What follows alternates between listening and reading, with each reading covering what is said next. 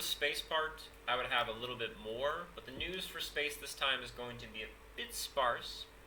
However, we do have a few interesting things to look at. Firstly, this is a new megacomet, which was found and is possibly the largest in all of recorded history.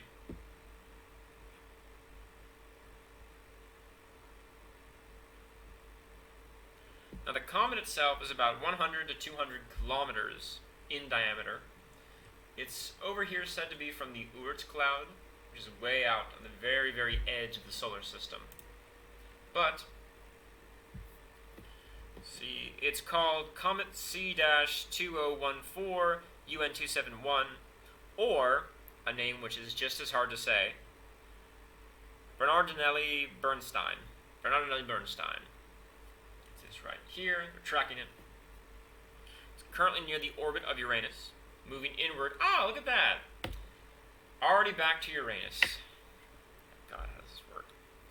It's currently moving inward to the sun, but it's giving astronomers a great chance to study its movement and the actual object, because it's getting closer and closer, and give us a little more opportunity to learn about comets themselves, how they're created. Also, the comet is a trans-Neptunian object, and that can have potential insights into the origin of the solar system. A lot of the original rocks that were crashing to create planets wind up in Kuiper belts in the Oort cloud way beyond these planets. And you can learn a little bit more about the solar system if you can study them, but they're so far away it's difficult to get a good study of them. And in other news here, China's new space station, which I'll try to pronounce, Tiangong, is orbiting the planet, and they have now separated themselves from the ISS to make their own space station. A bit smaller, but still, it's their space station. They have recently been manned by several Chinese astronauts, and they call themselves taikonauts.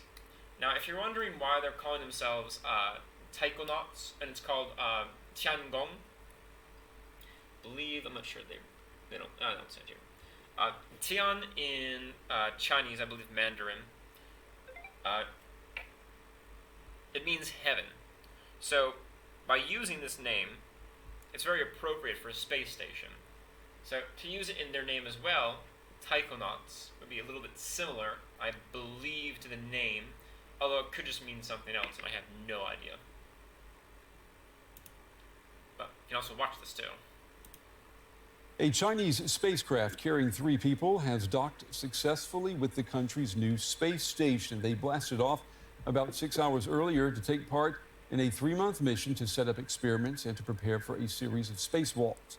The latest mission is considered a significant step forward in establishing Beijing as a major player in outer space. And this comes as well from the fact that China has its own studies of the moon. They have their own rovers on the moon. They're interested in settling on Mars. Let's see if they show the video here specifically.